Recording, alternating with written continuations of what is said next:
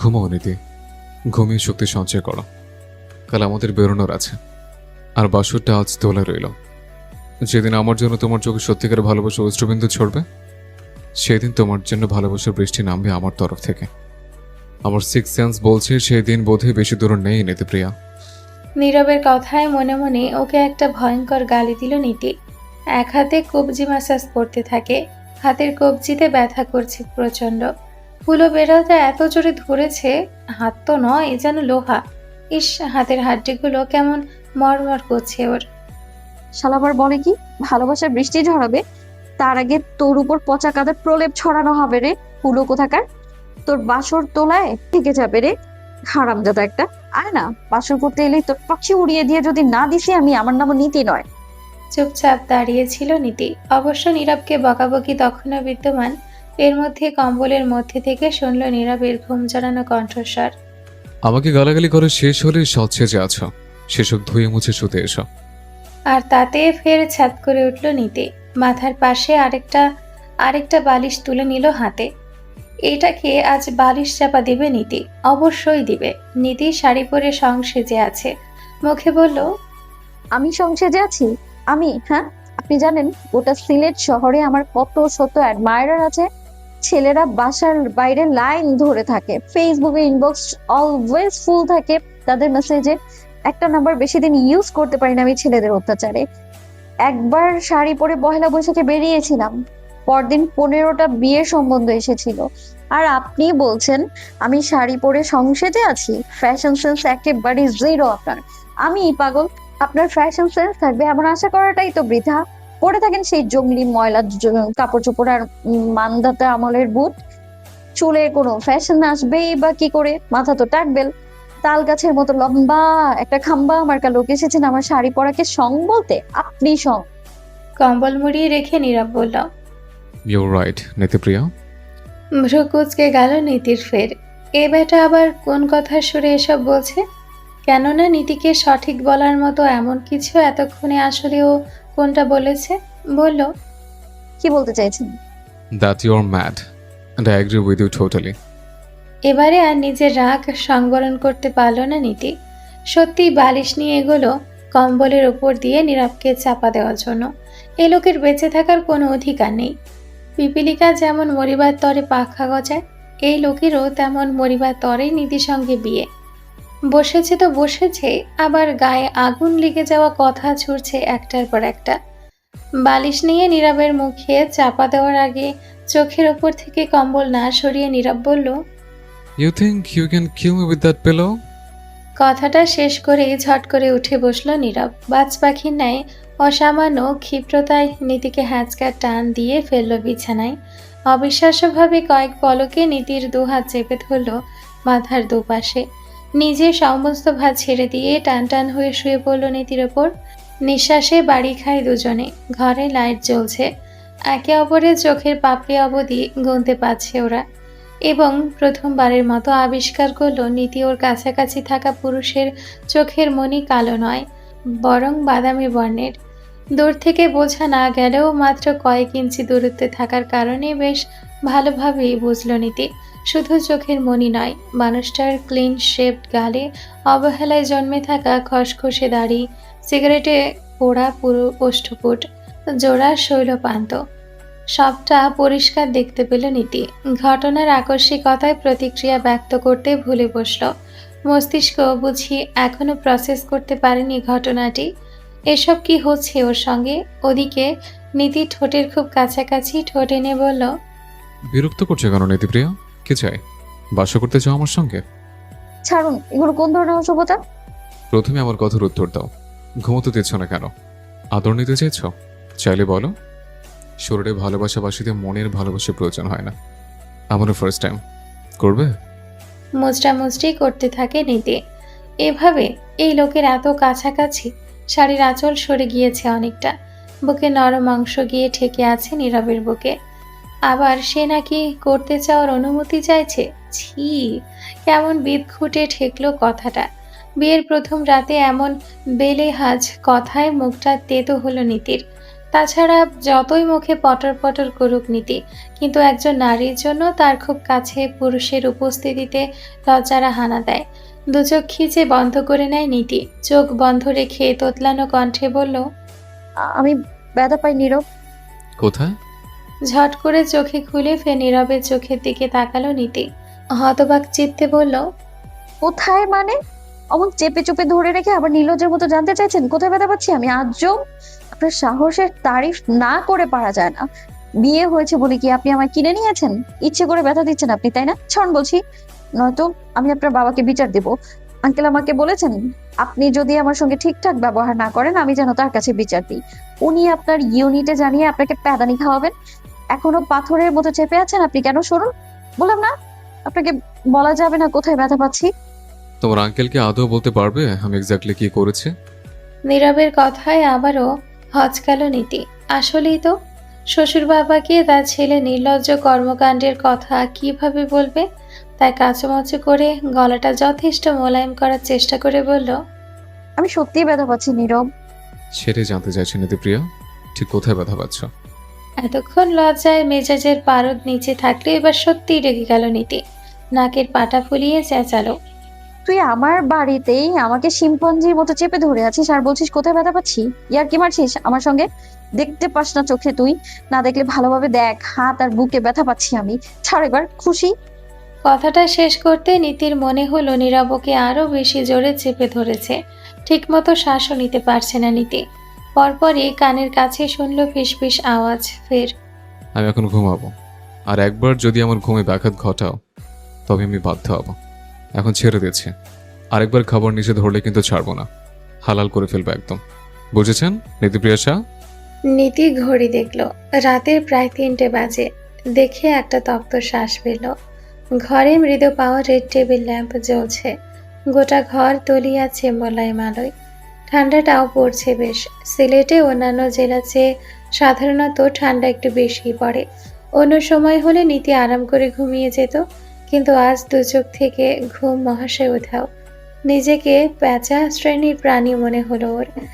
এই রুম বরাবর একটা বড় কদম গাছ আছে। সেখানে একজোড়া প্যাঁচা দম্পতির বসবাস বহুদিন ধরে। দুদিন পর পর বাচ্চা ফুটিয়ে বংশবৃদ্ধি করে তারা। রাত দুপুরে ওরা শোরগোল করছে। নীতির মনে হলো প্যাঁচার স্বামীটা মনে হয় মীরাবের মতো মিচকা শয়তান। আগেও অনেকবার দেখেছে একজোড়া প্যাঁচা পাশাপাশি বসে থাকে। একজন হাউকাউ করে আর আরেকজন মটকা মেরে চোখ বুজে বসে থাকে। নিশ্চিত মেয়ে প্যাঁচাটা চিল্লাফাল্লা করছে স্বামীর সঙ্গে। কেন জানি প্যাঁচাটার ওপর হিংসে হলো নীতির। মহিলা তাও চেঁচিয়ে নিজের রাগ মেটাতে পারছে, আর ও চুপচাপ মটকা মেরে একটা শয়তানের পাশে শুয়ে আছে। কথাটা মনে আসতেই অগ্নি দৃষ্টিতে চাইল নীরবের দিকে। সব দোষ এই লোকের। ট্রেনে অত কথা বলে এলো, তারপরও বিয়ে করে বাসর ঘরে এসে পড়েছে। এই লোকের একটু ভয় ডর নেই কেন? বুকের পাটা আছে, না পাটা না কলিজা আছে বলতেই হয়। শরীরের পুরোটাই কলিজা। মনে মনে বলল, তোর কলিজা আমি ভুনা করে খাবো শালা। একটু ঝুঁকে নিগড় চোখে পরিস্থিতি বোঝার জন্য চেয়ে রইল নীতি। ভালোভাবে খেয়াল করে এতটুকু বুঝলো, দেখতে শুনতে লোকটা ভালো, লম্বাও বিশাল। 6 ফিট খাটের এই মাথা ও মাথা জুড়ে শুয়েছে একেবারে। কিছুক্ষণ আগে কম্বল মুড়িয়ে রাখলেও এখন তার চাঁদ বদন বেরিয়ে আছে। একটু পর পর ভারী শ্বাস ফেলছে। নীতিকে বিয়ে করে মনে হচ্ছে ঠোঁটের কোণে বিশ্বজয় করা হাসি। বিড়বিড় করে বলল, হ্যাঁ রে পাঠা লেফটেন্যান্ট, তোর তো ঘুমানোর দিন, পাশে সুন্দরী মেয়ে নিয়ে ঘুমিয়েছিস, ঘুম তো ভালো হবেই রে তোর। বলেই মুখ বাঁকালো নীতি। হাত বাড়ালো এই পাঠার গলাটা চেপে ধরার জন্য। চকিতে ফিরিয়েও আনলো। এই লোকের কারণে ওকে বুঝি এবার মার্ডার কেসে ফাঁসতে হবে। এই বধ লেফটেন্যান্ট আসলে লেফটেন্যান্ট পরিচয় নিয়ে ঘোরে। আদতে সে একজন সুপার কমান্ডো। সবটা না জানলেও এতটুকু জানে নীতি স্পেশাল ট্রেনিং প্রাপ্ত আর্মি হয় এরা। ঘুমের ঘোরেও এরা মুভমেন্ট টের পায়।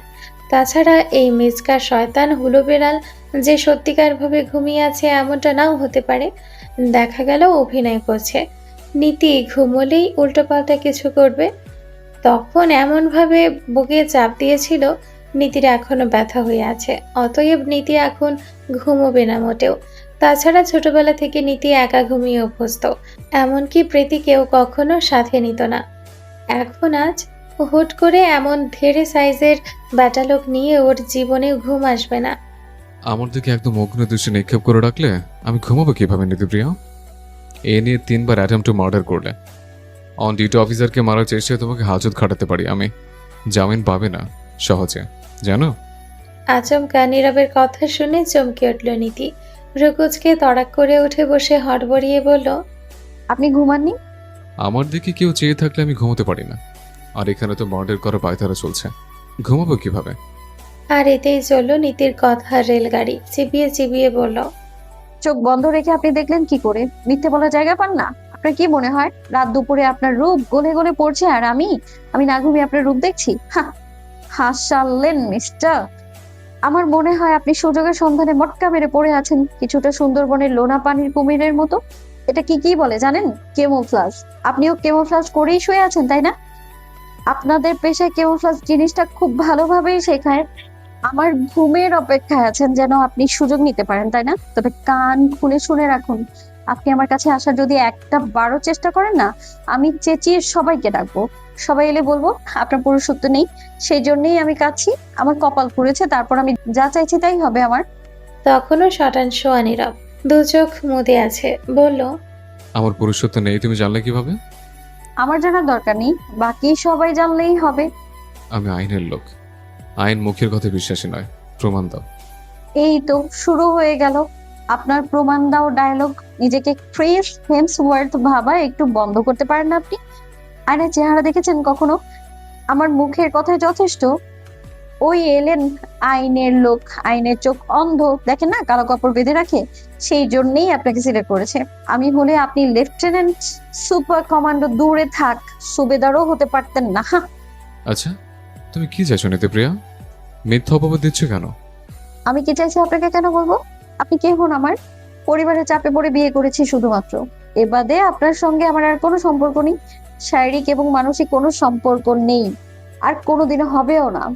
আপনি আমার জীবনে নেহায়েতই একজন অনাকাঙ্ক্ষিত উটকো ঝামেলা, আমার আপন ভুবনে অনধিকার প্রবেশকারী পথের কাঁটা মাত্র আপনি, যাকে সময় মতো উপড়ে ফেলতে দুবার ভাববো না আমি। জানেন তো, কাঁটা ছোট হোক বা বড়, কোনোটাই সমঝোতা করা যায় না। ততক্ষণে দু চোখ মুদে রাখলেও এবারে চোখ মেলে সরাসরি নীতির চোখের দিকে তাকালো নীরব।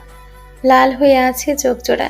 হতে পারে সদ্য ঘুম ভাঙার কারণে এমনটা হয়েছে, আবার এমনও হতে পারে নির্ঘুম থাকার কারণে। অত শত ভাবতে পারল না নীতি, কারণ অমন লাল চোখ দেখে ভয় পেয়েছে সে। নীতি চুপ করে গেল। এবারে উঠে বসলো নীরব। বিছানার পাশে রাখা জুতো জোড়া পায়ে গলিয়ে বের হতে হতে বলল, আমি সবচেয়ে বেশি অপছন্দ করি বেয়াদব, আর তুমি অত্যন্ত বেয়াদব মেয়ে, এটা জানো। আমি কোর্টকো ঝামেলা বলার আগে তোমার হিসেব করা উচিত ছিল তোমার মতো বেয়াদবকে আমি যখন সেধে পরে বিয়ে করতে এসেছি তার পিছনে কোনো কারণ আছে।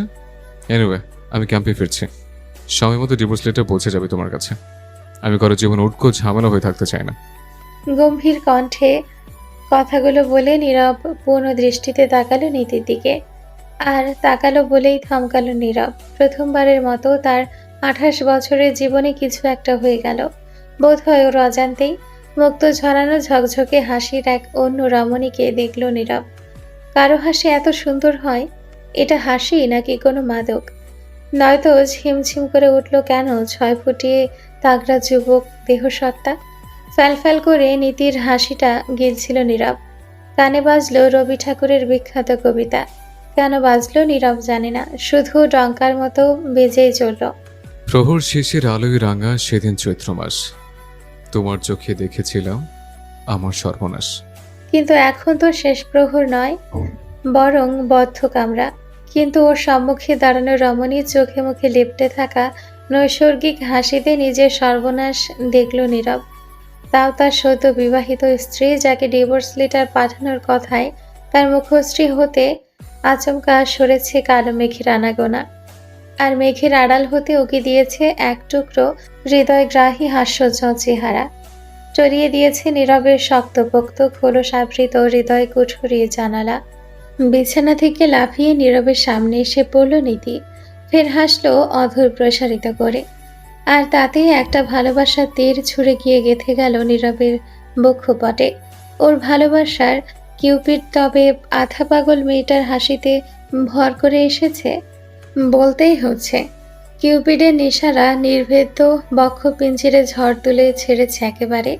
নীরবের চেহারার রং উড়ে যাওয়া কিংবা নজরের পরিবর্তন কোনোটাই চোখে বাঁধল না নীতির, বরং চোখ ভর্তি উপচে পড়া খুশি নিয়ে জিজ্ঞেস করলো, আপনি আমাকে সত্যি ডিভোর্স দেবেন নীরব সাহেব? 28 বছরের জীবনে বহু মানুষের সঙ্গে পরিচয় হয়েছে নীরবের। খুনি, সাইকো, মাফিয়া থেকে শুরু করে নিম্ন শ্রেণীর চোর-ছাঁচড়ার সঙ্গেও মিলেছে সে চাকরির খাতিরে। কিন্তু ডিভোর্সের কথা শুনেই, তাও আবার বাসর রাতে, এমন মুক্ত ঝরানো হাসি মুখ নিয়ে আনন্দিত হতেই প্রথমবার দেখল নীরব। বিস্ফোরিত নেত্রে নীতির হাসির দিকে চেয়ে মাথাটা একটু কাত করল। যদিও বোঝা গেল না সে কি বোঝাতে চাইছে, তবে নীতি বোধ হয় ওই মাথা ঘোরানোকে হ্যাঁ হিসেবেই ধরে নিল। নীরবের সামনে 2-4টা লম্ফজম্প দিয়ে বলল, থ্যাংক ইউ সো মাচ নীরব সাহেব। আপনি আমার পথ সুগম করে দিলেন। আমি আপনার আচরণে ভেবেছিলাম কাঁঠালের আঠার মতো আমার গায়ে লেগে যাবেন। আপনি দেখি আগেই সব ঠিক করে রেখেছেন। কবে নাগাদ ডিভোর্স দেবেন? নীতির হাসি খুশি আননের দিকে তাকিয়ে সম্মোহিত কণ্ঠে বলে উঠল নীরব। দেব না। পরক্ষণে বুঝলো গড়মিল করে ফেলেছে। মুখ ফসকে কথাটা বলে ফেললেও নিজেকে সামলে নিল নীরব। তারপর বলল, বিয়ের দিনই ডিভোর্স দেওয়া যায় না নীতি। 6 মাস অপেক্ষা করতে হবে। আর এই 6 মাস আমার সঙ্গে থাকতে হবে তোমাকে। তারপর আমি নিজে মুক্ত করে দেব তোমাকে। এটাই নিয়ম। এসব নিয়ম কারণ কোন বলদ বানায় বলুন তো? হুট করে বিয়ে হলে হুট করে ডিভোর্স হওয়ারও তো নিয়ম হওয়া চাই, তাই না? আরে বাবা, 6 মাস কি কম সময় নাকি? 6 মাসে পৃথিবীর অক্ষাংশ দ্রাঘিমাংশে কতখানি পরিবর্তন হয় জানেন? পৃথিবীর সূর্যকে অর্ধেকটা প্রদক্ষিণ করে ফেলে। যারা ডিভোর্স চায় তারা একসঙ্গে থাকবে না বলেই তো ডিভোর্স চাইছে রে ভাই। আর এরা কি করছে? আরো ধরে বেঁধে একসাথে থাকার জন্য জোরাজুরি করছে। উফ, ব্লাডি আইন। নীতির কথার মাঝে বিড়বিড়িয়ে বলল নীরব। Thanks to him. কিছু বললেন? না। ওকে। জুতো পায়ে দিয়ে আপনি কোথায় চলেন মাঝরাতে? আমি আপনাকে বিশ্বাস করলাম 6 মাস অর্থাৎ 180 দিন পর আপনি আমার ডিভোর্স দেবেন।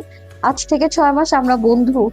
আপনাকে আমি একটু বিরক্ত করব না, বরং আপনার জন্য আপনি টাইপ কাউকেই খুঁজে এনে বিয়ের ব্যবস্থা করে দেব। তারপর আপনি আপনার মতো আর আমি আমার মতো। ওকে? ওকে। ডিল? ডিল। প্রফুল্ল চিত্তে ফের বিছানার দিকে ছুটল নীতি। খুশি যেন ধরে না, গলার কাটা এত সহজে উপড়ে ফেলবে কে জানতো। নীতির হাসির দিকে চেয়ে ফের শুধায় নীরব। আর যদি আমি তোমাকে 6 মাস পর ডিভোর্স না দিই? কথাটা শ্রবণ গ্রন্থিতে আঘাত হানা মাত্র নীতির ফুরফুরে মেজাজ বিগড়াল। এই লোক আসলেই মিচকা শয়তান। অগ্নি দৃষ্টিতে নীরবকে দেখে নিয়ে বেডসাইড টেবিল থেকে উঠিয়ে নিল তখনকার চাকুটা। নীরবের দিকে তাক করে বলল, তাহলে আমি আপনাকে মেরে ফেলবো নীরব সাহেব। না থাকবে বাস আর না বাজবে বাসি, বুঝেছেন?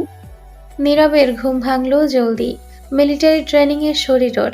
ঘুমালেও মস্তিষ্ক সজাগ থাকে সর্বদা। অ্যালার্মে তোয়াক্কা করে না শরীর, কারণ মস্তিষ্কের সিগন্যাল এতটাই জোরালো সময়ের আগেই সচল হয়ে যায়। ওদের প্যারাকে 2 মিনিট লেট শাস্তি অবধারিত। মিলিটারি নিয়ম অনুযায়ী লেট করার শাস্তি একা দেওয়া হয় না, বরং গোটা প্লাটুনের ওপর শাস্তি বর্ষিত হয়। টু শব্দ অবধি করার অবকাশ নেই সেখানে। বেজার মুখে শাস্তি মাথা পেতে নেওয়ার সময় এক একজনের অগ্নিঝরা চেহারার সামনে মেশিন গানও নস্যে। তাছাড়া মিলিটারি একাডেমির এক একটা শাস্তির নমুনা মারাত্মক। তবে সব থেকে সহজ শাস্তি হচ্ছে পুশ-আপ। সিনিয়ররা কথায় কথায় পুশ-আপ করিয়ে দেয় সেখানে। কে কোন পদধারী লেফটেন্যান্ট কিংবা কার কোন অর্জন সেসব গোনার সময় তাদের নেই। সময়ানুবর্তিতায় সামান্যতম হেরফের মানি পানিশমেন্ট। তাই তো বহু বছরের ট্রেনিংয়ের সুবাদে বেশিক্ষণ ঘুমাতেও পারে না নীরব। এমনকি ওদের স্পেশাল ট্রেনিংয়ের সময় টানা 100 ঘন্টা না ঘুমিয়ে থাকার ওপর জোরদার ট্রেনিং দিয়েছে প্যারামিলিটারি ফোর্স। মিলিটারি ব্রাকের পানিশমেন্টের কথা মাথায় আসতেই আপনা আপনি নজর গেল অন্য পাশে গুটিসুটি মেরে কম্বল জড়িয়ে শুয়ে থাকা তার সদ্য বিবাহিত স্ত্রীর দিকে। বাইরে ইতিমধ্যে আলো ফুটেছে। সোনালি আলোর রেখা পর্দা ভেদ করে উকি দিচ্ছে নীতির চোখ বরাবর। আর এতেই চোখ মুখ কুঁচকে রেখেছে নীতি। শান্ত স্নিগ্ধ মুখশ্রীতে ঘুমন্ত নীতিকে খুবই আদরে ঠেকল নীরবের কাছে। কপালে পড়ে থাকা চুলগুলো কেমন যেন মায়ায় জড়ানো। সামান্য হেসে একটা সিদ্ধান্তে উপনীত হলো নীরব। এই মেয়ের সবকিছু আদরে। পরক্ষণে হাসিটা মুছে গেল অধর হতে। মত পাল্টালো তড়িৎ। চোখ সরু করে নীতির দিকে চেয়ে বিড়বিড়ালো, তোমার চাপা মোটে আদর নয় নীতিপ্রিয়া, ওটা ধারালো, কমব্যাট নাইফের চেয়েও ধারালো। বন্ধু মহলে নীরবের দুর্নাম তুঙ্গে। সে ততাধিক পরিচিত রোবট নামে। কেউ কেউ আবার কয়েক ধাপ এগিয়ে গে প্লাস মাইনাস সহ আরো কত কি আখ্যা দিয়ে রেখেছে। বস্তুত কখনো প্রেম ভালোবাসার দিকে নজর দেওয়ার সময় পায়নি নীরব। করা ট্রেনিং, দেশের ক্রান্তিলগ্নে নিজেকে প্রস্তুত করা, নিজের লক্ষ্যে অবিচল রেখে এগিয়েছে সবসময়। মেয়েদের ইগনোর করেছে সর্বদা। তাছাড়া ও রোবোটিক স্বভাব চরিত্রের জন্য কোনো মেয়ে পাত্তাও দেয়নি। চেহারা দেখে যদিও বা এগিয়েছে, কিন্তু নীরবের কাছ থেকে আশানুরূপ সাড়া না পেয়ে ভিন্ন পথে হেঁটেছে। মেয়েরা চাই প্রতিনিয়ত সোনা বাবু করে আহ্লাদ করা লুতুপুতু বয়ফ্রেন্ড। সারাদিন মিলিটারির হাড় ভাঙা খাটুনি খেটে মাত্র 3 ঘন্টার সময় বেঁধে দেওয়া হয় ঘুমানোর। তখন ঘুমোবে নাকি বয়ফ্রেন্ড সেজে সোনাবাবু খেলবে? তাই নীরব নিজের জন্য ঘুম বেছে নিয়ে শরীরকে বিশ্রাম দিয়েছে আরও কড়া ট্রেনিংয়ের জন্য। সেখানে নীরবের মতো কাঠখোট্টা লোক আজীবন সিঙ্গেল থাকবেই, এটাই ইউনিভার্সাল ট্রুথ। তাছাড়া ক্যাডেট কলেজে মেয়েদের আনাগোনাও নেই। ওসব এক্সট্রা পেন নীরব কখনো নেবার চেষ্টাও করেনি। কিন্তু নিয়তির খেলা বোঝার সাধ্য কারো আছে? প্রেম হচ্ছে প্রলয়ঙ্কারী ঝড়, যে ঝড়ের ক্ষতি আপাত দৃষ্টিতে দেখা যায় না, অথচ লণ্ডভণ্ড হয় 16 আনা। তাই তো কাঠখোট্টা মিলিটারি নীরবের বুকে ঝড় উঠিয়ে দিয়েছে এ বাচাল মেয়েটা। হৃদকুঠুরির অজানা এক কক্ষে ঢুকে পড়েছে বিনা নিমন্ত্রণে।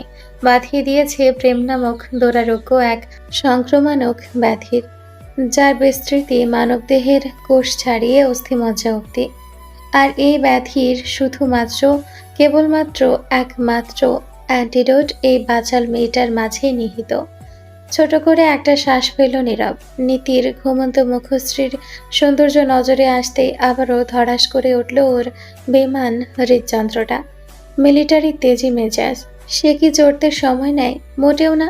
নিজের ওপরেই ক্ষুব্ধ হলো নীরব। পালে নিজের হৃদযন্ত্রটাকে বের করে 500 পুশ-আপ দেওয়াতো। প্যারেড গ্রাউন্ডে 200 চক্কর লাগাতে বলতো। শালা, এত বছর ধরে নীরবের খেয়ে পড়ে এখন ওর সঙ্গে বেইমানি, তাও এই বাচাল মেয়ের জন্য। এমনটা হবার কথা? মুখটা বাংলার পাঁচের মতো বানিয়ে হনহনিয়ে হেঁটে গেল জানালার পর্দার কাছে। ভালোভাবেই টেনে দিয়ে চলো ওয়াশরুমের দিকে। শ্বশুরবাড়ি নানা ধরনের গুরুপাকে পেটটাও বেইমানি করছে বোধ হয়। ফ্রেশ হয়ে দরজাটা চাপিয়ে দিয়ে বেরোলো নীরব। ওদের জন্য দোতলার এক সাইডের কামরা বরাদ্দ হয়েছে। নিচে বিশাল হলঘরের এক কোণে দাবার কোট বিছিয়ে বসেছেন ওর বাবা এবং শ্বশুর মশাই। দুজনের পরনে ট্র্যাক স্যুট। পাশে ধোয়া ওঠা রং চায়ের কাপ, আরেকটা ছোট্ট পিরিচে কিছু বিস্কুট রাখা। সেদিকে নজর দিচ্ছেন না কেউ, বরং একে অপরের কটাগুটি খেয়ে দিতে পারেন সেই চিন্তায় মশগুল ওনারা। হলঘরে সোফায় ভদ্রলোকের মতো বসা নিলয়। চোখে চোখে অদূরে দাঁড়ানো প্রীতির সঙ্গে কিছু একটা বলছে বোধ হয়।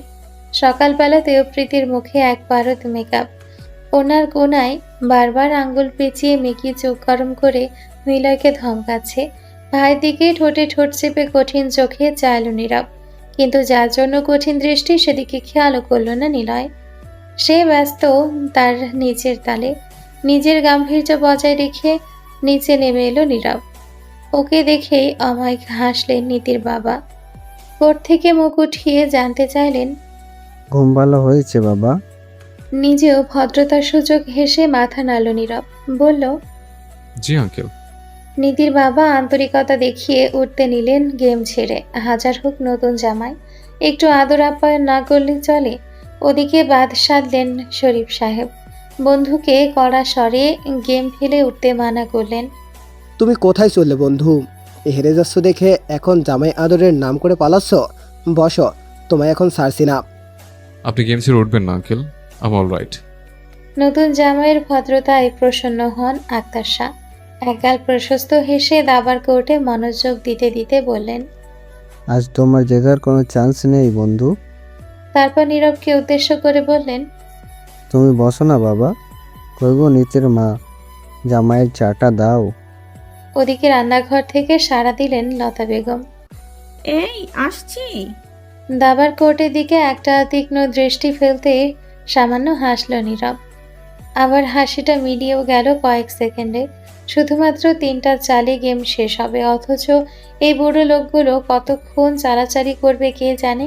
সোফার কাছে আসতেই একটা ট্রে নিয়ে এলো প্রীতি।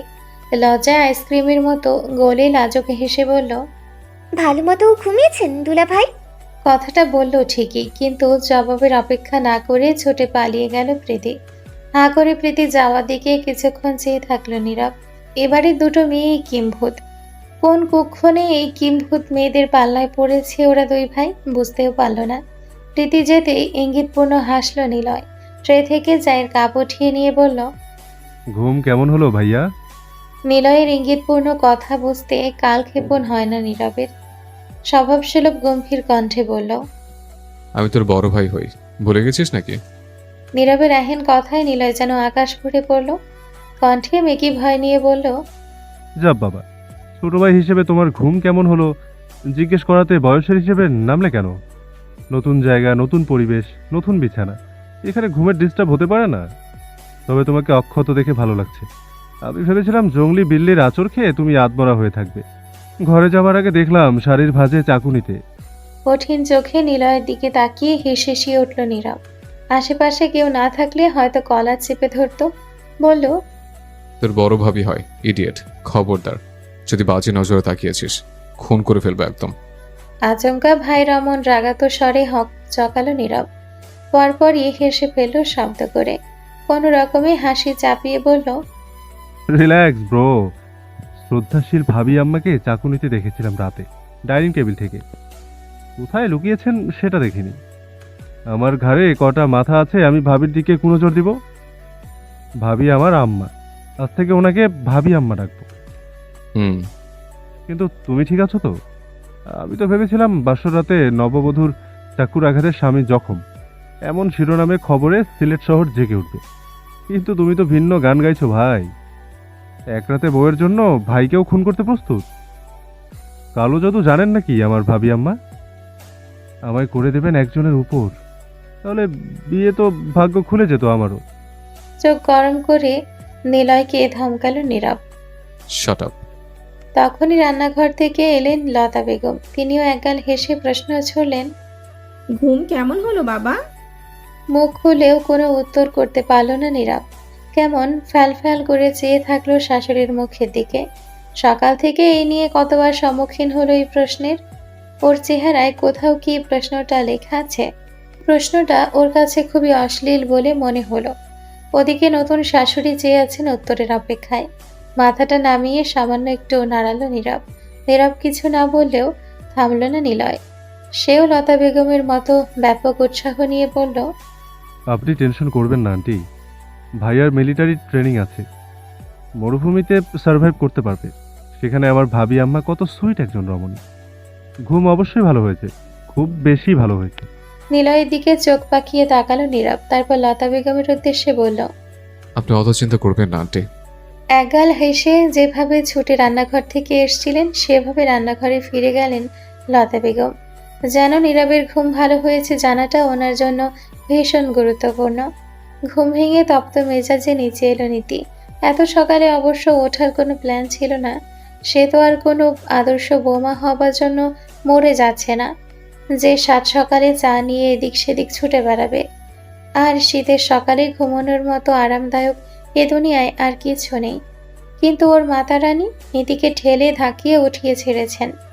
সঙ্গে নিজের চোয়ালে বাধাই করে রাখা টেপ রেগুলেটর বাজিয়েছেন। এই মেয়েকে পেটে রেখে হয়েছে আমার যত জ্বালা। ঘরে নতুন মেহমান আর নবাবের বেটি নাক ডেকে ঘুমোচ্ছেন। নিচে সবাই তোর জন্য অপেক্ষা করছে। নীরবের আম্মা কমপক্ষে সকাল থেকে 10 বার তোর কথা জিজ্ঞেস করেছেন। কি জবাব দেব আমি? হ্যাঁ, জলদি উঠে গোসল করে নিচে আয়। শাড়ি পরবি অবশ্যই, একটুও ভুল যেন না হয়। মায়ের টেপ রেকর্ডারে অভ্যস্ত নীতি। ঝাঁঝালো কণ্ঠে আওড়ালো, উফ, ঘুমোতে দাও মা। নীরব নিচে একা বসে আছে। কিছু না পারিস ওকে একটু সঙ্গ দে। ওঠ নীতি, যা আমার সোনা মেয়ে। বাবা মায়ের মান সম্মানের দিকে অত্যন্ত একটু খেয়াল রাখ। বরাবর তোর খোঁজ করছে ছেলেটা। মায়ের কথা শুনে সমস্ত ঘুম উবে গেল নীতির।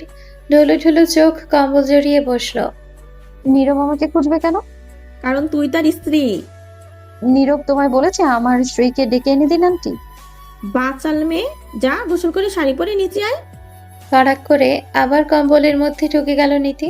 বলল, সকালবেলা করে আমি কোন দুঃখে গোসল করতে যাব, মরে গেলেও তো না।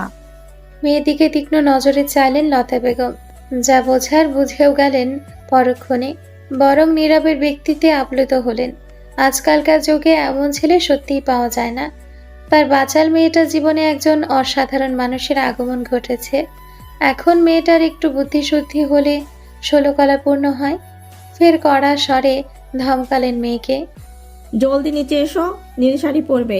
নাস্তা সার্ভ করার আগে আসবে বলে দিলাম। বাবা মায়ের মান সম্মানে তোয়াক্কা করলে চলে আসবে। বলে চলে এলেন লতা বেগম। এবং তিনি জানেন মেয়েটা এক্ষুনি তৈরি হতে যাবে। নিজের মেয়েকে চেনেন তিনি। একটু পাগলাটে আর বাচ্চামিতে ভরপুর হলেও বাবা মায়ের মান সম্মান খোয়ানোর মতো কিছু কোনোদিনই করবে না নীতি। এবং লতা বেগম ঠিকই ভেবেছেন। নীতি নীল শাড়ি জড়িয়ে নিচে এলো। মেয়েকে দেখে মুগ্ধ হন তিনি। বিয়ের পর সব মেয়েরই রূপ খোলে, নীতিরও খুলেছে। কাছে এনে নজর ফোঁটা দিয়ে বললেন, আমাদের বেস্ট মেয়ে। যাও নীরবকে নাস্তা সার্ভ করো। চেহারাকে হাসি হাসি করে রাখো, গোমরা মুখ দেখতে ভালো লাগছে না। ঘুম পুরো না হওয়ায় নীতির মেজাজ এমনিতেই গরম ছিল। তার উপর সাত সকালে শাড়ি পরে রংঢং করতে যেয়ে আরো বিগড়ালো মেজাজ। মায়ের কথায় ঠোঁট ভেটকি দিয়ে বিশ্রীভাবে হাসলো। পরক্ষণেই ঠোঁটে ঠোঁট চেপে এগোলো ডাইনিং টেবিলের দিকে, যেখানে মুঘল সম্রাট নীরব সাফওয়ান প্রাতরাশ সারছেন। বিড়বিড়িয়ে বলল, আপনাকে আজ জন্মের নাস্তা গিলানো হবে নীরব সাফওয়ান। সবাই নাস্তার প্লেট টেনে বসেছিল নীরব। আয়োজনও ভরপুর, যেন মুঘল আমলের খানাপিনা সব। রুটি, পরোটা, সবজি, খিচুড়ি, কাবাব, কয়েক পদের মাংসের তরকারি। এলাহি কাণ্ড টেবিল জুড়ে। খাবার দেখে এমনিতেও নীরবের মাথা ঘুরছিল, আর ওর মাথাটা বুঝে আরেকটু ঘুরিয়ে দিতেই হাজির হলো নীতি। নীল শাড়ি, হাত কান সব খালি হলেও নাকের উপর জলজল করছে মাঝারি আকারের সোনা নাকফুল। শাড়ির আঁচল টেনে কাঁধে উঠিয়ে রেখেছে।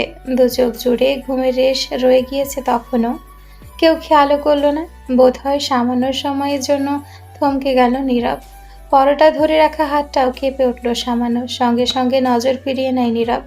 গুরুজনেরা টেবিলে বসা। অমন হাবাতের মতো চেয়ে আছে দেখলে কেলেঙ্কারি ঘটে যাবে। সকলের সঙ্গে কুশলাতি বিনিময় করে নীতি এসে দাঁড়ালো নীরবের পেছনে। মুহূর্তে নাসারন্ধ্রে মিষ্টি একটা ঘ্রাণ পেল নীরব। আপনার কিছু প্রয়োজন নীরব? জি না। তা বলে কি হয়? দেখুন, লজ্জা পাবেন না, আমরাই তো। বলতে বলতে নীরবের প্লেটে খাবারের স্তূপ সাজিয়ে দিল নীতি। সামান্য ঝুঁকে ফিসফিস করে বলল, শুভ সকাল লেফটেন্যান্ট নীরব সাফওয়ান সাহেব। ঘুম কেমন হলো রাতে? নীতির কাণ্ড দেখে সকলেই ঠোঁট টিপে হাসলেন। সবচেয়ে বেশি খুশি হলেন নীরবের মা। এই ছেলে বিয়ে নিয়ে ওনার হাড় মাস জ্বালিয়ে খেয়েছে, খাবার নিয়েও কম নোংরামি করেনি। এবার বোঝো ঠেলা। বউ ছাড়া এসব বীর পুরুষদের লাইনে আনা যায় না। অধর প্রসারিত করে হেসে তিনি বুড়ো আঙ্গুল উছিয়ে দেখালেন নীতিকে। নীরব সাহেব, আপনি বম ডিফিউজ করতে পারেন? সিনেমায় যেমন দেখায় না, টাইম বম সেট করা থাকে নায়িকার গায়ে, আর নায়ক এসে তার কেটে বম ডিফিউজ করে, অমন কিছু আপনি করতে পারেন? আচ্ছা, আমি শুনেছি আপনাদের মিলিটারি একাডেমিতে নাকি শীতের রাতে পানি সরু পানিতে নামিয়ে দেওয়া হয়। সত্যি কি দেয় নাকি রিউমার্স সবগুলো? নীরবের গাড়িটা ছুটে চলছে চট্টগ্রাম ক্যান্টনমেন্টের উদ্দেশ্যে। কারণ ও ছুটি শেষ, যে কোনো মূল্যে আজই ফিরতে হবে।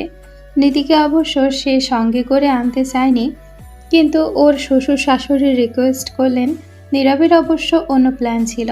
নীতির প্রতি যদি সাময়িক ইনফ্যাচুয়েশন তৈরি হয়ে থাকে তবে সে দূরে থাকলে নিশ্চয়ই কেটে যাবে, কিন্তু তার হলো কোথায়?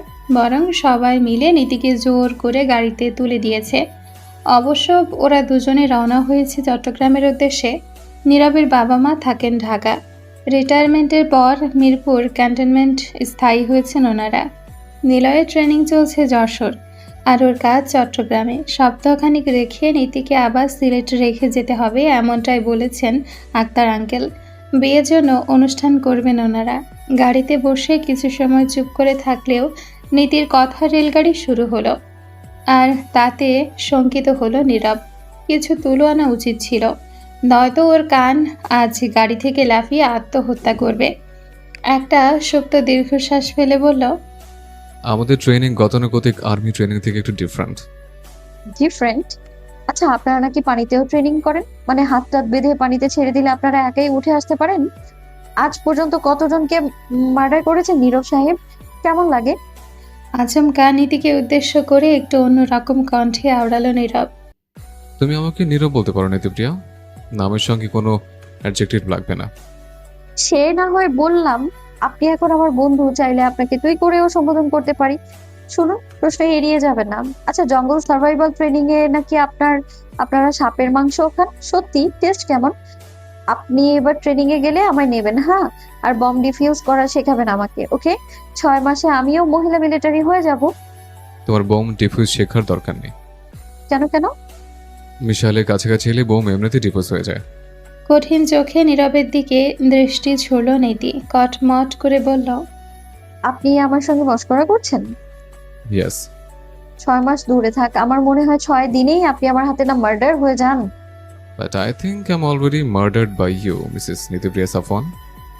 ঢাকা চট্টগ্রাম মহাসড়কে ছুটে চলা গাড়ির গতি স্বাভাবিকের তুলনায় একটু বেশি রাখল নীরব। সন্ধ্যের আগে চট্টগ্রাম ক্যান্টনমেন্টে পৌঁছানোই একমাত্র লক্ষ্য। শ্বশুরবাড়ি থেকে একেবারে ফিট বাবু সেজে বেরিয়েছে নাস্তার পরপরই। নীতি জানালার গ্লাস নামিয়ে বাইরেটা দেখছিল। আকাশটা মেঘলা।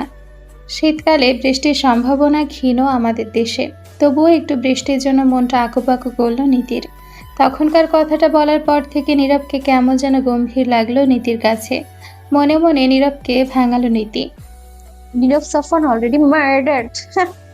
তারপর থেকে দুজনেই চুপ। মনে মনে ফের ধমকালো নীরবকে। খাতা পড়ি তোর অলরেডি মার্ডারের। বিয়ে হতে না হতে এই লোকটা সুযোগ খোঁজা শুরু করেছে। নীতিকে এখনো চিনে উঠতে পারো নাই এই লোক।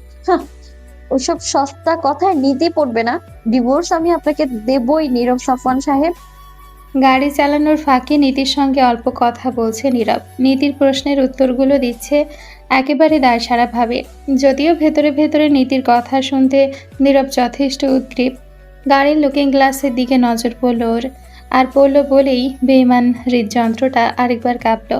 নীতির পরনে সিঁদুরে লাল রঙা একটা শাড়ি, এটাকে সম্ভবত জামদানি শাড়ি বলে। সকালে নীল শাড়িতেও নীতিকে সদ্য পরিস্ফুটিত অপরাজিতা ফুলের মতো লাগছিল, আর এখনকার লাল শাড়িতে মেয়েটাকে লাগছে রক্ত জবানাই। ঠোঁটেও লাল লিপস্টিক দিয়েছে। নিখুঁত ঠোঁটজোড়া ছুঁয়ে দেখার ইচ্ছে হলো নীরবের। একটা ঢোকিল নীরব। নিজেকে ভীষণ সংযত ব্যক্তি হিসেবেই জানে। সন্ন্যাসী পর্যায়ে না হলেও সে কাছাকাছি ছিল। কিন্তু বদ্ধ গাড়ির মধ্যে এমন বিচ্যুতি হবার কারণ কি? এই উদ্ভট বাচাল মেয়েটাকে বিয়ের পর থেকে নীরবও বদলে যাচ্ছে বোধ হয়। হবেই তো, কথায় আছে না, সঙ্গদোষে লোহা ভাসে। বছরের পর বছর করা ট্রেনিংয়ের ফলে নীরব লোহা হয়ে গিয়েছে। তাই এখন নীরবও ভাসছে। লুকিং গ্লাসে নীতিকে দেখার সময় চোখাচোখি হয়েছে কয়েকবার। তড়িৎ নজর সরিয়েছে নীরব। মেয়েটা ওকে হয়তো ছ্যাঁচড়া ভাবছে। নীরবের ভাবনার মাঝে রাস্তার পাশে কয়েকটা রঙের দোকান চোখে পড়তেই লাফিয়ে উঠল নীতি। উচ্ছ্বাস নিয়ে বলল, চা খাবেন? এসব টঙের দোকানের কথা আমি অনেক শুনেছি। ওনাদের চায়ের হাত নাকি অসম হয়। টেস্ট করাবেন? দেখুন, আপনি কিন্তু না বলতে পারবেন না। আসার সময় আঙ্কেল আমাকে বলে দিয়েছেন, আপনি যদি আমার কোনো কথা না শোনেন তবে যেন আমি ওনাকে জানাই। উনি আপনাকে মিলিটারি স্পেশাল শাস্তি দেবেন।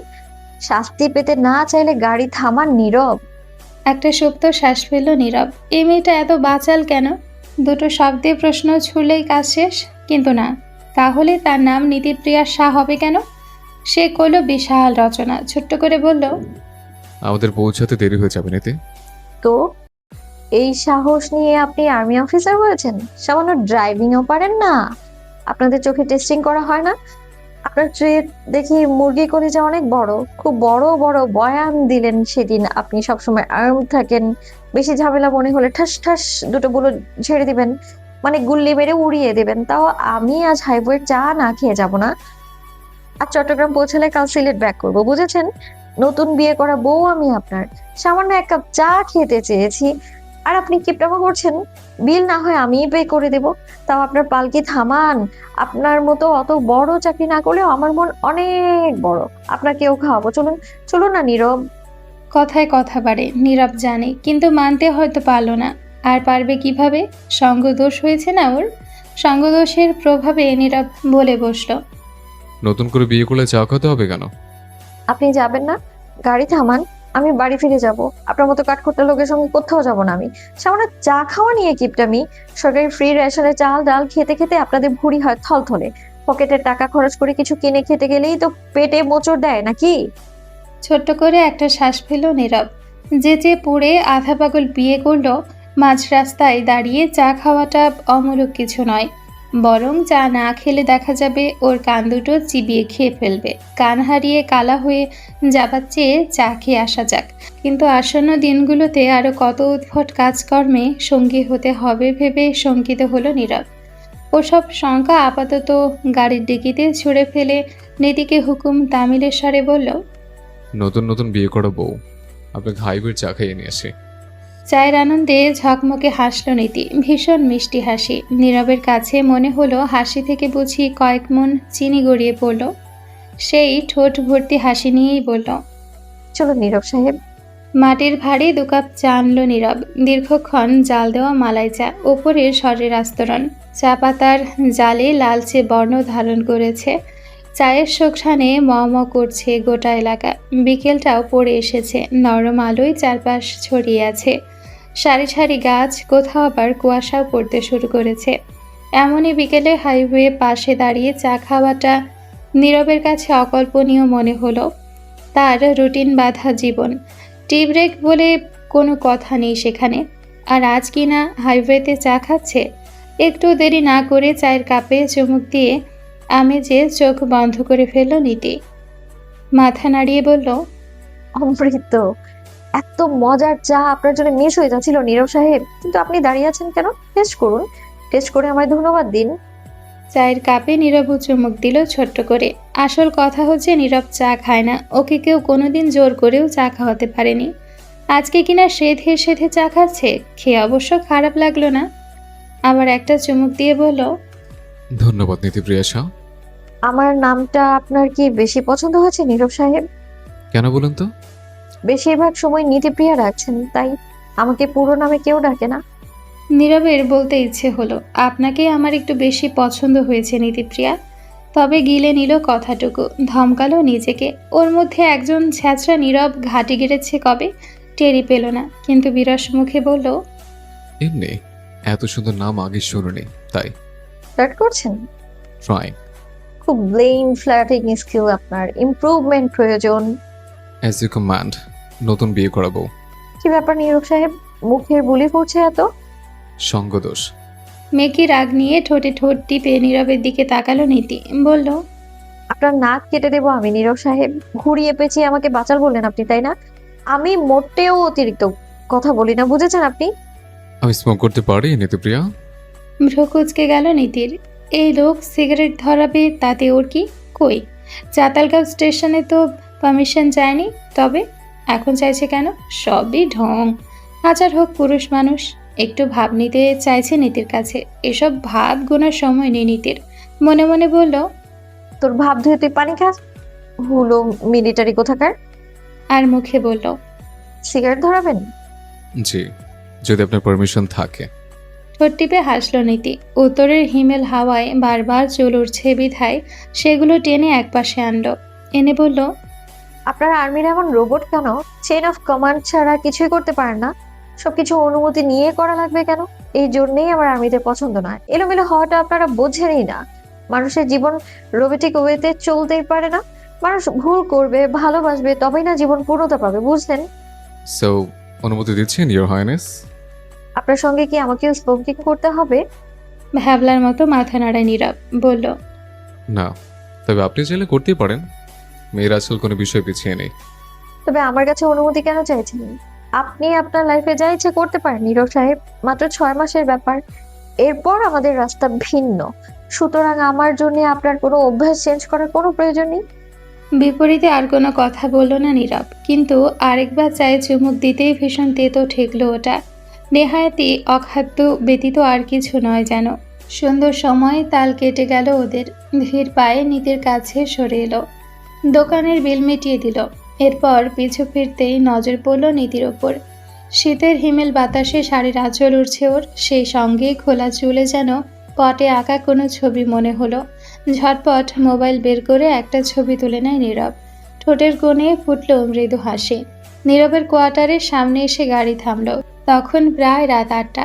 গাড়ি থেকে ঝটপট বেরিয়ে এসে নীতির পাশের দরজা খুলে দেয় নীরব। গাড়ি থেকে নামতে নামতে নীতি বলল, নিজেকে ভিআইপি মনে হচ্ছে নীরব সাহেব। ওয়েলকাম নীতিপ্রিয়া, তুমি একটু এখানে অপেক্ষা করো। বলে লক খুলে ভেতরে চলে গেল নীরব। দরজা আটকে দিল ভেতর থেকে। তারপর থেকে নীরবের কোনো সাড়া শব্দ নেই। প্রথমে কিছুক্ষণ চুপচাপ দাঁড়িয়ে থাকলেও এবারে উদ্বিগ্ন হলো নীতি। এই লোকের ভরসা নেই, নীতিকে সারা রাত বাড়ি দাঁড় করিয়ে রাখবে নাকি। দরজায় টোকা দিল কয়েকটা, ডাকলো মিহিস্বরে, নীরব, আমি কি চলে যাব? ভেতরে আসতে দেবেন না? তাহলে সিলেট থেকে আমাকে টেনে আনলেন কেন? আমি আপনার অতিথি, শুনছেন আপনি? আমি অল্প কিছুদিন থেকে চলে যাব তো। তখনই খুলে গেল দরজা। নীরব দাঁড়িয়ে আছে, ঠোঁট জুড়ে লেপ্টে আছে বিশ্ব জয় করার মতো হাসি। সন্দিহান হয়ে যায় নীতি, কি এমন করছিল ঘর আটকে? মেয়ে এনে ফুর্তি করে নাকি? মদটা তো খেতে পারে। মিলিটারিদের নিয়ে বিশ্বাস নেই, সেসব এভিডেন্স গায়েব করলো নাকি অন্য কিছু? কি করছিলেন? বলেই ঘরের ভেতরে চোখ পড়ল নীতির। ফ্লোরে ফুল ছিটিয়ে রাখা, একটা ওয়েলকাম কার্ড টাঙিয়ে রাখা পেছনের দেওয়ালে। কয়েক রকমের ফেরি লাইট জ্বলছে। নীরবের হাতে একটা টকটকে লাল গোলাপ ফুলের তোড়া। সেটা নীতির দিকে এগিয়ে দিয়ে বলল, ওয়েলকাম ইন ইউর হোম নীতিপ্রিয়া। নীতি হতবাক হয়ে যায়, বলল, এসব কখন করলেন? আসুন, কেক কাটুন। দরজা থেকে সরে দাঁড়িয়ে বলল নীরব। হাসি মুখে ভেতরে এলো নীতি। বেশ পরিপাটি একটা ফ্ল্যাট, ব্যাচেলার্স ডেন সচরাচর যেমন হয়, বাসাটা ঠিক তার উল্টো।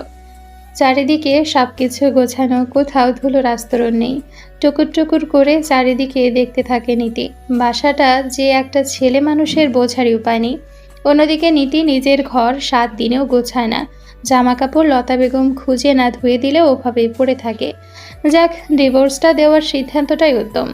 এমন রোবোটিক লোকের সঙ্গে সারা জীবন কাটানো ইম্পসিবল। টেবিলের কাছে দাঁড়িয়ে কেক কাটলো। ফ্লেভারটা দেখে চক্ষু চড়ক গাছ হলো। ওর প্রিয় রেড ভেলভেট কেক। আপনি আমার প্রিয় কেক নিয়ে জানেন কি করে? গেস করলাম। কিভাবে? ব্ল্যাক ম্যাজিক করে। ধুর, সত্যি কথা বলেন।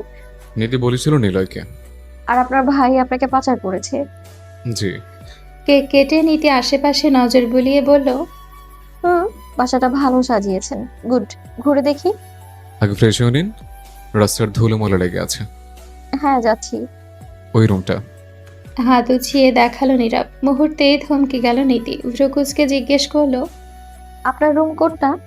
ঠোঁট টিপে হাসলো নীরব। বুকের সঙ্গে হাত বেঁধে নীতির সামনাসামনি শটান দাঁড়ালো, বলল, ভয় পাবার কোনো কারণ নেই নীতিপ্রিয়া। আমার রুম আপনার উল্টা পাশেরটা। গুড। চিন্তাও করবেন না, নয়তো। নয়তো কি? রাতে বালিশ চাপা দেবেন? মিটিমিটি করে হাসলো নীতি। যেতে যেতে বলল, দিতেও পারি। ফ্রেশ হয়ে বাইরে এলো নীতি। শাড়ি ছেড়ে পরেছে ঘরোয়া পোশাক। নীতির প্রিয় টি শার্ট এবং প্লাজো। কালো টি শার্টের উপর সাদা বাংলা অক্ষরে বড় বড় করে লেখা, তুমি একটা বোকা, সঙ্গে একটা চোখ টেপা ইমোজি। রান্নাঘর থেকে আওয়াজ আসছে দেখে সেদিকেই গেল নীতি। একটুও শব্দ না করে এগোলো। নীরব পিছু না ফিরেই বলল, বিশ্রাম নেওয়া শেষ? আপনি জানেন কিভাবে আমি এসেছি? পেছনে দুটো চোখ আছে নাকি আপনার? নীরবের বলতে ইচ্ছে হলো, আপনার শ্যাম্পুর কড়া ঘ্রাণই মেন কালপ্রিট নীতি। এটা নীরবকে টালমাটাল করে দিচ্ছে, কিন্তু কিছুই বলল না নীরব। সে গোসল সেরে খাবারের বন্দোবস্ত করে ফেলেছে। 1 ঘন্টা আগে থেকে খাবারের অর্ডার করেছিল, সেটা একটু আগে পৌঁছেছে। প্লেটিংয়ের কাজ করছে দ্রুত হাতে। তবে নীতি কি চুপ করে থাকতে পারে? ফের বলল, আপনার আবার স্পেশাল ট্রেনিং আছে তাই না? শব্দ না শুনেও অনেক কিছু বুঝতে পারে। আচ্ছা, আপনাদের এত কড়া ট্রেনিং দিয়ে কি লাভ? আমরা দেশের সাথে কাজ করে নিতে জরুরি নয় সব খবর মিডিয়ায় প্রচারিত হবে। ঢোল পিটু তো আর আসামে ধরা যায় না।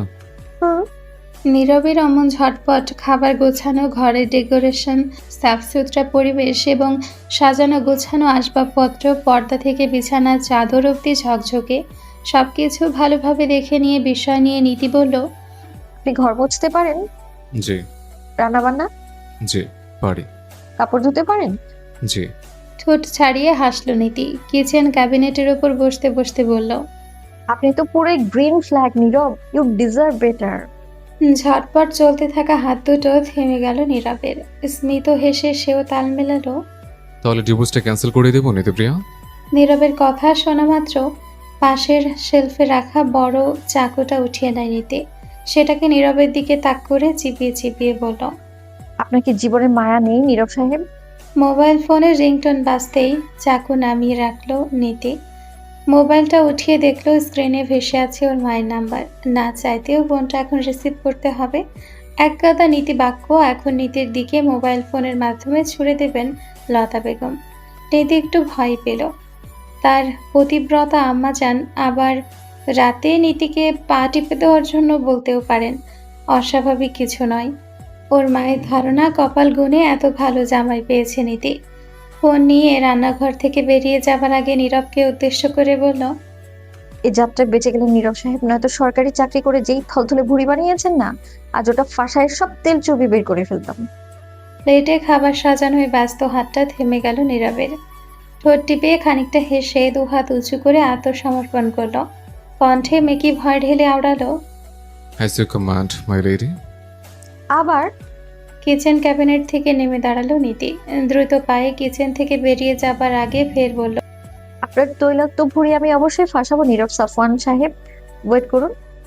কিচেন থেকে বাইরে এসে মোবাইল কানে ধরতে ওপাশ থেকে চাপার স্বরে ধমকালেন লতা বেগম। বললেন, নীরবের সঙ্গে কোনো বেয়াদবি করনি তো? আর শোনো, একদম বাচালগিলি করবে না, বুঝেছ? পৌঁছে ফোন দিতে বলেছিলাম না, সেটা করনি কেন? নীরবই আমাদের জানালো, এত ভালো ছেলে। মায়ের অমন আকস্মিক বাক্যবাণে হক চকালো নীতি। বিস্ফারিত নেত্রে মোবাইলটা কান থেকে নামিয়ে নাম্বারটা আরেকবার রিচেক করে নিল। নতুবা কোন মা বিয়ের পরপরই মেয়ের সাইড পাল্টে ফেলেন? বিস্ময় নিয়ে মাকে বলল, আমি তোমার পেটের মেয়ে নই নাকি হসপিটাল থেকে কুড়িয়ে এনেছিলে? হুট করে অচেনা এক পুরুষের সঙ্গে চট্টগ্রাম পাঠিয়ে দিয়েছো। তোমার মেয়েকে যদি এই লোক অন্য দেশে পাচার করে দেয়, সেসব হুঁশ আছে তোমার? চারিদিকে পাহাড়, ধরো এই লোক কোনো আর্মি টার্মি না, নারী পাচারকারী। আমার মতো সুন্দরী মেয়েদের বিয়ের ফাঁদে ফেলে আর তোমার মতো ঘষিটি টাইপ মায়েদের ভোলাভালা হবার সুযোগ নিয়ে পাচার করে দেয় যদি, তখন কি করবে? হ্যাঁ বলো। আমাকে দেখে মেয়ে বলেই মানো না তুমি? হ্যাঁ, তুমি আমার এমন কেন? আমি আর সিলেট ফিরবই না। মেয়ের কথায় এবারে হতভম্ব হলেন লতা বেগম। এই বিচ্ছু মেয়ে কি সব বলছে? না, এমনি জোর করে বিয়ে করে দিয়েছেন। আবার যদি ধমকান তবে মেয়ে তো বেঁকে বসবে। থামলেন লতা বেগম। কণ্ঠে মমতা ঢেলে বোঝান মেয়েকে। আমরা অনেক খোঁজ খবর নিয়েই তোমার বিয়ে দিয়েছি নীতি। নীরবের মতো ছেলেই হয় না, ওর সঙ্গে বেয়াদবি করবে না আর মুখ বন্ধ রাখবে। আমি প্রয়োজনের অতিরিক্ত কথা বলি না মা। তোমার প্রয়োজন জানা আছে আমার, বাচাল মেয়ে। এবারে লতার কাছ থেকে ফোন ছিনিয়ে নিলেন নীতির নানি। সত্তরের পৌরা হলেও তিনি নিজের ঠাটভাট ঠিক রেখেছেন। নিয়মিত চুলে কলপ লাগান। সপ্তাহে 3 দিন মুলতানি মাটি আর গোলাপ জলের ফেস প্যাক লাগান। মেপে মেপে খাবার খান, যার কারণে তার বয়স বোঝা যায় না। আগের যুগের হলেও তিনি নতুন মডেলের আইফোন ব্যবহার করেন। টিকটকে কোমর দুলিয়ে ফিল্টার দিয়ে নাচেন। বলা যায় তিনি একজন টিকটক সেলিব্রিটি। ফোনের ওপাশ থেকে নীতিকে বললেন, শোনো নানুমণি, রাতে শোবার আগে শাড়ি পরবা, আচ্ছা? এখনই বয়স তোমার জামাইয়ের সোহাগ নেয়ার।